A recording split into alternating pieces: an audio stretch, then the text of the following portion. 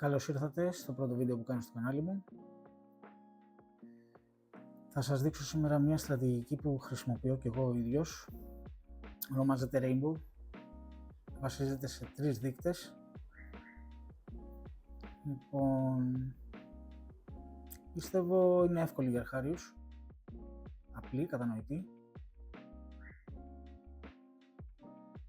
Πάμε να σας δείξω τις ρυθμίσεις και τους δείκτες που θα χρησιμοποιήσουμε. Όπως βλέπετε, έχω βάλει με αστερίσκο τους δείκτες που θα χρησιμοποιήσουμε. Θα πρέπει να βάλουμε 3 moving average, έναν RSI και έναν stochastic. Οι ρυθμίσεις τώρα που θα κάνουμε, πατάμε εδώ στο μολυβάκι, βάζουμε 5 στο period, πατάμε εδώ, βάζουμε EMA, πάμε πάνω στο style και βάζουμε πράσινο όπως είναι, το αφήνουμε και 2 pixel. Save. Πάμε στο δεύτερο. Εδώ θα βάλουμε 13. Ξανά EMA. Και στο style θα το κάνουμε κίτρινο αυτόν. Εδώ. Ξανά 2 pixel. Και save. Τώρα τον τρίτο θα τον βάλουμε στο 26.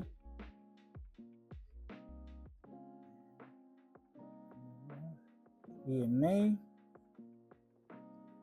και στο style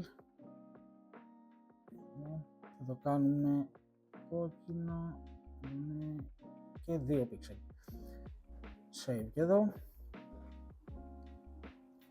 Τώρα στον RSI πάμε εδώ, το βάζουμε στο 7 και save. Πάμε τώρα και στο stochastic, βάζουμε 5.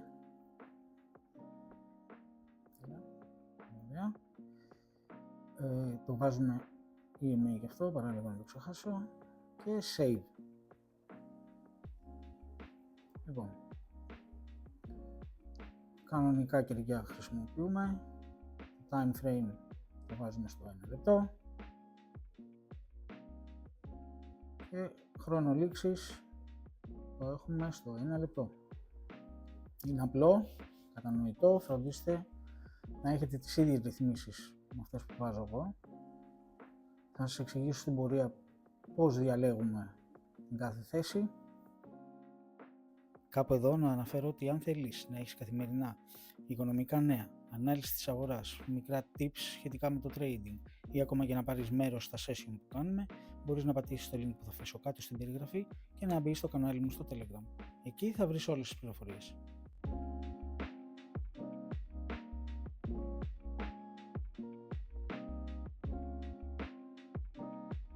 Πάμε να δούμε τώρα πώς ανοίγουμε τη θέση.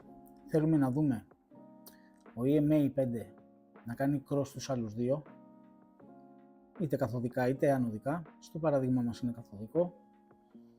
Να δημιουργηθεί κενό μεταξύ τους, δηλαδή να έχουμε μεγάλο κερί στο κόψιμό τους, να γίνει ένα pullback, να κόψει ο EMA 5 τον EMA 13 και ξανά, όπως βλέπουμε στην εικόνα, ο EMA 5 να ξανακόψει τον EMA 13 καθοδικά. Αυτό σημαίνει ότι το pullback ολοκληρώθηκε και έχουμε ξανά συνέχιση της τάσης. Ο RSI, όπως βλέπουμε, είναι καθοδικός από το 70 προς το 30. Είναι το δεύτερο σημείο που πρέπει να κοιτάξουμε για να πάρουμε την επιβεβαίωσή μας.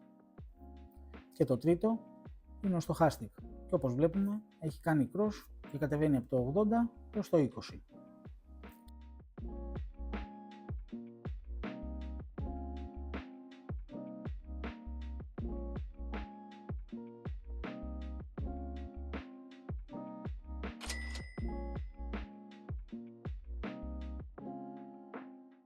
Πάμε να δούμε άλλο ένα παράδειγμα. Βλέπουμε εδώ ότι έχει γίνει cross προς τα πάνω, έχουν πάρει απόσταση EMA μεταξύ τους. Γίνεται ένα pullback, διασπάει τον EMA 13 και ξανά προς τα πάνω. Ο RSI είναι ανωδικός από το 30 προς το 70 και ο Stochastic είναι πάλι ανωδικός από το 20 προς το 80.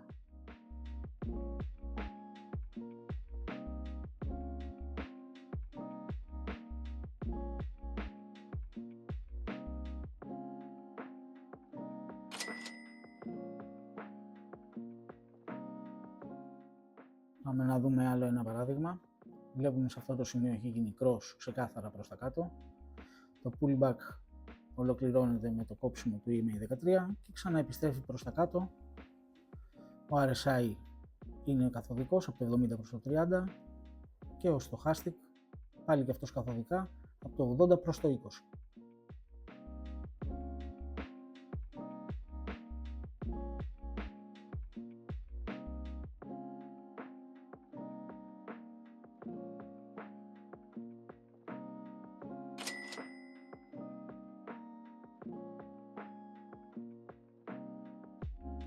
Αυτό ήταν το βίντεο για σήμερα. Αν σας άρεσε, πατήστε ένα like. Γράφτε μου στα σχόλια αν γνωρίζατε αυτή τη στρατηγική, αν την έχετε χρησιμοποιήσει, τι αποτελέσματα είχατε. Επίσης μην ξεχάσετε να πατήσετε την εγγραφή, γιατί θα έρθει και άλλο τέτοιο υλικό. Μέχρι τότε, τα λέμε στο επόμενο βίντεο.